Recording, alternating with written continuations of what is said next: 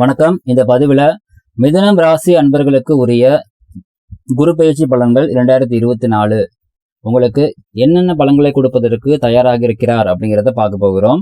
ரொம்ப முக்கியமான விஷயங்க. அதாவது ஒவ்வொரு முறையும் நான் பதிவு பண்ணும்போது இதை நான் சொல்றேன். அதாவது ஒரு கிரகத்தினுடைய ஒரு பயிற்சி மூலயமாக சொல்லப்படக்கூடிய ஒரு ராசி பலன்கள் அப்படிங்கிறது ரொம்ப ரொம்ப பொதுவானது. ஸோ இந்த பொதுவான பலன்களை பொறுத்தளவு சொல்லப்படக்கூடிய பாசிட்டிவான பலன்களை கேட்டு ரொம்ப குதிக்காதீங்க. நெகட்டிவான பலன்களை கேட்டும் பயப்படாதீங்க. உங்களுடைய சுயஜாதகத்தில் நடக்கக்கூடிய தசாபுத்தி தான் அந்த பாசிட்டிவை எந்த அளவுக்கு உங்களுக்கு கொடுக்கணும், நெகட்டிவை எந்த அளவுக்கு உங்களுக்கு கொடுக்கணும் அப்படிங்கிறத தீர்மானிக்க போகுது. அல்லது பார்த்தீங்கன்னா கொடுக்கவே கூடாதா அப்படிங்கிறதையும் அதுதான் தீர்மானிக்க போகுது. அது நல்ல பலன்களாக இருந்தாலும் சரி, கெட்ட பலன்களாக இருந்தாலுமே சரி. ஸோ ராசி பலன்களில் சொல்லப்படக்கூடிய விஷயங்களை மட்டுமே கேட்டு தயவு செஞ்சு அகலக்கால் வைக்காதீங்க. ஏன்னா நிறைய பேர் சொல்லியிருப்பாங்க, அஷ்டம சனி மிதுன ராசி முடிய போகுது, ஆஹோன்னு இருப்பாங்க, ஓஹோன்னு இருப்பாங்க அப்படின்னு. மிதுனராசி அன்பர்கள் நிறைய பேர் ஃபீல் பண்ணக்கூடிய விஷயம் என்ன அப்படின்னா, அஷ்டம சனி முடிஞ்சிருச்சு, இன்னமும் கஷ்டப்பட்டுக்கிட்டு இருக்கேன் அப்படின்னு. இதுக்கு காரணம் பார்த்தீங்கன்னா சுய ஜாதகத்தில் நடக்கக்கூடிய தசாபுத்தி அமைப்புகள் போக பார்த்தீங்கன்னா ராகு கேதுனுடைய தாக்கங்கள். ஸோ இதெல்லாம் ரொம்ப முக்கியம். ஸோ அதனால் நன்மைகள் ஆகட்டும் தீமைகள் ஆகட்டும் சுய ஜாதகம் அனுமதித்தால் மட்டும்தான் உங்களுக்கு கிடைக்கும். மற்றபடி ராசி பலன்ல எவ்வளவுதான் பார்த்தீங்கன்னா அந்த அதிர்ஷ்டம் ஜாக்பாட்டு அள்ளி கொடுக்க போகுது, கூரை பிச்சை கொடுக்க போகுது, கோடீஸ்வர யோகம், மகாதன யோகம், ராஜயோகம், விபரீத ராஜயோகம் அப்படின்னு சொல்லி என்ன பில்டப் பண்ணி உங்களை ஒருவேளை அந்த மாதிரி நீங்க எக்ஸ்பெக்ட் பண்ணி இத்தனை வருஷம் கழிச்சு இனிமேல் நீங்க ஓஹோன்னு இருக்க போறீங்க, 100% இது கண்டிப்பா உங்களுக்கு நடக்கும் அப்படிங்கிற மாதிரி நான் பலன்கள் உங்களுக்கு சொல்லுவேன்னு சொல்லி எதிர்பார்த்து நீங்க கேக்குறீங்கன்னா, ஜாதக பலன்கள் பார்க்கும் பொழுது கண்டிப்பா அப்படி என்னால சொல்ல முடியும். பட் ராசி பலன்கள் அப்படிங்கிறது என்னென்ன வாய்ப்புகள் இருக்குது அப்படிங்கிறது மட்டும்தான் சொல்ல முடியும். அதனுடைய ஃபைனல் அவுட்புட் யார்கிட்ட இருக்குன்னா உங்களுடைய ஒவ்வொருத்தருடைய தனிப்பட்ட சுய ஜாதகம் தான் அதுக்கு ஃபைனல் அவுட்புட். குரு பகவான் உங்களுக்கு 12ஆம் இடத்துல உட்கார்றாரு, விரயஸ்தானத்துல உட்கார்றாரு, 4ஆம் இடத்தை பாக்குறாரு, 6ஆம் இடத்தை பாக்குறாரு, 8ஆம் இடத்தை பாக்குறாரு. இதுல 4ஆம் இடத்துல ஆல்ரெடி உங்களுக்கு கோச்சாரத்துல கேது பகவான் இருக்கிறார். ஸோ அங்க குரு பகவானுடைய பார்வை பலத்தினுடைய நன்மைகள் பாதியா குறைஞ்சிருச்சு. அடுத்ததா குரு பகவானுடைய பார்வை 6ஆம் இடத்துலயும் இருக்க போகுது. அந்த இடத்துல ஆல்ரெடி சனி பகவான் தன்னுடைய பார்வையை செலுத்தி கொண்டிருப்பதனால இதுல பிளஸும் உண்டு மைனஸும் உண்டு. அடுத்ததா குரு பகவானுடைய பார்வை 8ஆம் இடத்துக்கு பார்த்தீங்கன்னா கனெக்ட் ஆகுது. ஸோ இந்த இடத்துல மட்டும்தான் எந்த விதமான வேறு இடைஞ்சல் தரக்கூடிய கிரகத்தினுடைய தொடர்பு இல்லை. ஸோ இங்க மட்டும்தான் 8ஆம் இடத்தில் மட்டும்தான் தன்னுடைய பார்வையை முழு பலமாக செலுத்தக்கூடிய வகையில் குரு பகவான் இருக்கிறார், 12ஆம் இடத்துல இருக்கிறார். ஸோ இதுல என்னென்ன பிளஸ் அப்படிங்கிறத பார்த்துடலாம், எப்படி மைனஸ் கிடைக்கும் அப்படிங்கிறதையும் பார்த்துடலாம். 12ஆம் இடத்தில் அமரக்கூடிய குரு பகவானால் சுப விரயங்கள் தரக்கூடிய ஒரு காலகட்டமாக இருக்கும். வீட்டில் சுப காரியங்கள் தடை இருந்து வந்த நிலை அப்படிங்கிறது மாறி நல்ல பலன்கள் கை மேல கிடைக்கும். வெளிநாடு செல்ல எடுக்கக்கூடிய முயற்சிகள் கை கொடுக்கும். படுக்கை அறை உங்களுக்கு பொன்னான இடமாக மாறும்.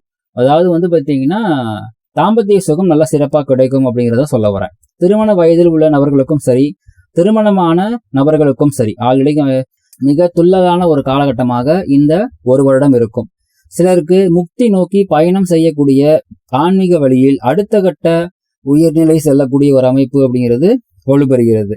புண்ணிய கர்மாவால் உங்களுடைய மனம் மகிழக்கூடிய நிகழ்வுகள் நடந்து நிம்மதியான தூக்கம், படுக்கையறை சுகம், ஆன்மீக முன்னேற்றம், சுப விரயங்கள் தரக்கூடிய விஷயங்கள் இது எல்லாமே பாசிட்டிவா இருக்கும். ஸோ இங்க சுப விரயங்கள் அப்படிங்கிறதுல கல்யாணம் பண்றது, குழந்தை பெற்றுக்கிறது, வீடு கட்டுறது, வீடு வாங்குறது, சொத்து வாங்குறது, சொத்து சேர்க்கறது, ஸோ இது சம்பந்தப்பட்ட எல்லா விஷயங்களுமே நடக்கும்.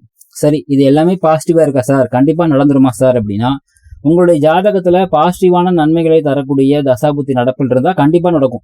அதுல சான்ஸே பார்த்தீங்கன்னா மிஸ்ஸே ஆகாது. இன்கேஸ் நன்மை தரக்கூடிய தசாபுத்திகள் எதுவும் நடப்புல இல்லை, இதே விஷயங்கள் பார்த்தீங்கன்னா உங்களுக்கு கொஞ்சம் நெகட்டிவா நடக்கும். அதாவது சுப விரயங்களுக்கு பதிலாக அசுப விரயங்களா இருக்கும். சரிங்களா?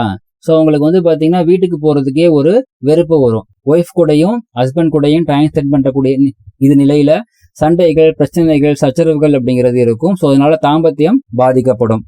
அதே மாதிரி முக்தி நோக்கி செல்லக்கூடிய வழியில ஒரு அலட்சியம் வரும். அப்படி இல்லை அப்படின்னா பார்த்தீங்கன்னா ஒரு மாதிரி சலிப்பு வரும். என்னடா இது, எத்தனை நாள் தான் இப்படியே பண்றது, சாமி நமக்கு கண்ணை திறக்குமா திறக்காதா, நான் எப்போ பார்த்தீங்கன்னா நல்ல நிலையில ஒரு லெவல்ல உட்கார்றது அப்படின்னு சொல்லி நெகட்டிவான பலன்களை இது கொடுக்கும். சரி, அடுத்ததா 4ஆம் இடத்தை பார்க்கக்கூடிய குரு பகவானால் வீடு, வண்டி, வாகனம், சொத்து சார்ந்த விஷயத்துல நல்ல பலன்கள் உண்டு. வாடகை வீட்டுல இருக்கிறவங்க வேறு நல்ல வீடு அல்லது ஒத்திக்கே போறதுக்கான ஒரு அமைப்பு, அப்படி இல்லைன்னா பார்த்தீங்கன்னா வீடு வாங்கக்கூடிய அல்லது வீடு கட்டக்கூடிய ஒரு அமைப்பு அப்படிங்கிறது இருக்கும். சொத்து சேர்க்கை அப்படிங்கிறது இருக்கும். பூர்வீகத்திலிருந்து தள்ளி இருப்பவர்களுக்கு நல்ல சுப செலவுகள் அப்படிங்கிறது இருக்கும். சிலருக்கு கோவில் திருப்பணி செய்யக்கூடிய ஒரு அமைப்புங்கிறது கிடைக்கும். சொத்து சேர்க்கையில வந்து தங்க நகைகள் சேரக்கூடிய காலகட்டமாகவும் இருக்குது. வீடாகவும் பணமாகவும் சொத்து சேர்க்கக்கூடிய அமைப்பும் இருக்குது. ஸோ பிள்ளைகளுடைய சந்தோஷத்திற்காக வந்து பார்த்தீங்கன்னா சில செலவுகள் பாசிட்டிவா செய்யக்கூடிய அமைப்புமே இருக்குது. ஸோ இது எல்லாமே உங்களுக்கு வந்து பார்த்தீங்கன்னா ஆல்ரெடி சொன்னபடி பாசிட்டிவான தசாபுத்தி பலன்கள் இருக்கக்கூடிய நிலையில கண்டிப்பா இது உங்களுக்கு வந்து மேட்ச் ஆகி கண்டிப்பா கொடுத்துரும். இதே நெகட்டிவா இருக்குதுன்னா இப்ப சொன்ன பலன்களையே வந்து பாத்தீங்கன்னா நெகட்டிவா எடுத்துக்கலாம். அதாவது தங்க நகைகள் சேருவதற்கு பதிலாக தங்க நகைகள் அடகு நோக்கி செல்லும். சேர்த்து வச்சு இந்த காசு விரயமாகும். வீடு வந்து பாத்தீங்கன்னா ஏதேனும் ஒரு பிரச்சனையில இருக்கும், அல்லது வீடை அடகு வச்சு ஏதாவது முக்கியமான விஷயங்கள் பண்ற மாதிரி ஆயிரும். அப்படி பண்ணக்கூடிய விஷயங்கள் வந்து பாத்தீங்கன்னா ஒண்ணு கடன் அடைப்பதற்காகவோ அல்லது புதிய தொழில் தொடங்குறதுக்காக ஸ்டார்ட் பண்ணி அதுல போய் பிரச்சனையில போய் மாட்டிக்க வைக்கும். பூர்வீகத்திலிருந்து தள்ளிய பொருட்களுக்கு எதிர்பாராத திடீர் அசுப செலவுகள் அப்படிங்கிறது வரும். கோவில் திருப்பணிக்கு வந்து பாத்தீங்கன்னா செல்ல வேண்டிய நீங்கள் அந்த இடத்துல வந்து பாத்தீங்கன்னா ஏதேனும் ஒரு விதத்துல ஒரு தவறான வார்த்தையை பேசி ஒரு பிரச்சனையை வந்து பாத்தீங்கன்னா கிரியேட் பண்றதுக்கான அமைப்புகள் அப்படிங்கிறது உருவாகும். ஸோ வந்து பாத்தீங்கன்னா ஆல்ரெடி வீட்டில் இருக்கீங்க, அந்த வீடு வந்து சரியில்லை அப்படிங்கிற பட்சத்துல அந்த வீட்டில் இன்னும் கொஞ்சம் பிரச்சனை அதிகமாகும். அல்லது புதிய வீடு போனாலுமே அங்கேயும் அந்த பிரச்சனை அப்படிங்கிறது தொடரும். சிலருக்கு வந்து பாத்தீங்கன்னா வீடு கட்டிக்கிட்டு இருப்பீங்க, அந்த கட்டுற வீடு வந்து பாத்தீங்கன்னா பாதிலேயே நின்றக்கூடிய ஒரு அமைப்பும் கிரியேட் ஆகும். ஸோ இது எல்லாமே எப்போ உங்களுக்கு நெகட்டிவான தசாபுத்தி பலன்கள் கிடைக்கக்கூடிய வகையில ஜாதகம் இருந்தால் அந்த நேரத்துல மட்டும்தான் இது உங்களுக்கு நடக்கும். சரிங்களா? அடுத்ததா 6ஆம் இடத்தை குரு பகவான் பார்க்கிறார். ஸோ பாசிட்டிவான தசாபுத்தி நடப்பில் இருக்கக்கூடிய பட்சத்துல உங்களுடைய உழைப்புக்கு தகுந்த ஒரு பலன் என்ன நீங்க இன்புட் கொடுக்குறீங்களோ அதுக்கான அவுட்புட் கண்டிப்பா உங்களுக்கு சூப்பரா கிடைக்கும். வேலை செய்யற இடத்துல உங்களுடைய மதிப்பும் மரியாதையும் அதிகமாகும். சம்பள உயர்வு கிடைக்கும், பதவி உயர்வு கிடைக்கும். நீங்க பண்ற வந்து பாத்தீங்கன்னா வேலைக்கு வந்து பாத்தீங்கன்னா உங்களுக்கே வந்து பாத்தீங்கன்னா ஓகே நான் இது பண்ணேன், எனக்கு இது கிடைச்சிருக்குது, எனக்கு இது ஹாப்பி அப்படின்னு சொல்லிட்டு மன நிறைவு தரக்கூடிய விஷயங்கள் எல்லாமே உங்களுக்கு கிடைக்கும். சரிங்களா? இது போக வந்து பாத்தீங்கன்னா கணவன் மனைவியிடையே வந்து பாத்தீங்கன்னா அன்னோன்யம் அப்படிங்கிறது எக்கச்சக்கமா அதிகமாகும். இவங்கள மனைவியா கிடைச்சதுக்கு இவங்களை கணவரா கிடைச்சதுக்கு நான் கொடுத்து வச்சிருக்கணும் அப்படின்னு வந்து பாத்தீங்கன்னா ரொம்ப பாசிட்டிவா சொல்ற அளவுக்கு எல்லாமே சூப்பரா கிடைக்கும். சரிங்களா?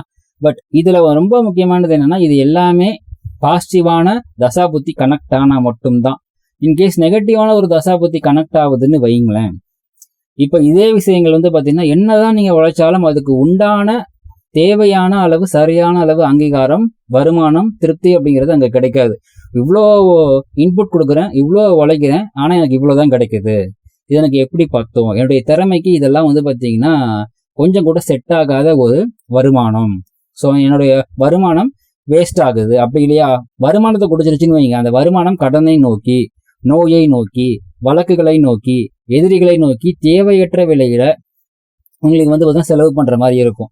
கணவன் மனைவி கூட வந்து பாத்தீங்கன்னா அன்னோன்யம் அப்படிங்கிறது எங்க அப்படின்னு சொல்லி தேடுற மாதிரி அவ்வளோ பிரச்சனைகள் அப்படிங்கிறது கொடுக்கும்.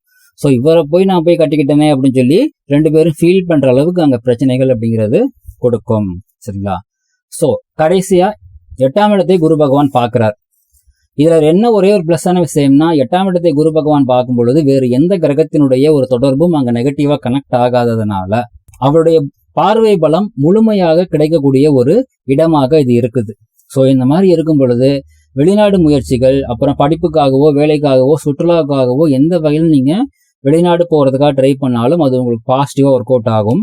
வாழ்க்கை துணை மூலமாக உங்களுடைய வருமானமும் உயரும், வாழ்க்கை துணைக்கும் வருமானம் உயரும். ஸோ குடும்பத்துல பொருளாதாரம் மிகவும் இன்க்ரீஸ் ஆகும். சிலருக்கு திடீர் அதிர்ஷ்டமும் கிடைக்கும். அந்த அதிர்ஷ்டம் எந்த அளவுக்கு கிடைக்கும், எப்போது கிடைக்கும், எந்த வகையில கிடைக்கும் அப்படிங்கிறது எல்லாமே உங்களுடைய சுயஜாதகத்தில் உள்ள தசாபுத்தி அமைப்பை பொறுத்து. ஸோ இப்போ இது வரைக்கும் சொன்ன எல்லாமே பாசிட்டிவான தசாபுத்தி நடப்பில் இருந்தால் அப்படின்னு அர்த்தம். இன்கேஸ் நெகட்டிவான தசாபுத்தி இருக்குதுன்னு வைங்க, அப்பவும் குரு பகவானுடைய 9ஆம் பார்வையால 8ஆம் இடம் வந்து பாத்தீங்கன்னா முழு கெடுதலை கொடுக்காது. சரிங்களா?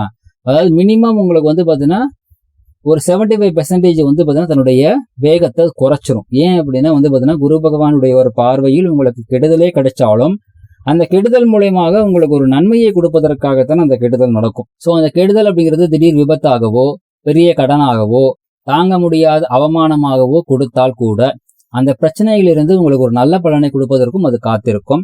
தந்தையினுடைய உடல்நலத்தில் கவனம் அதிகமாக தேவை. வாழ்க்கை துணை மூலமாக உங்களுடைய வருமானம் உயரும் பொழுது உங்களுக்கும் வாழ்க்கை துணைக்கும் இடையே ஈகோ கிளாஸ் ஆகி பிரச்சனையை வருவதற்குரிய வாய்ப்புகள் அப்படிங்கிறதும் கொடுக்கும்.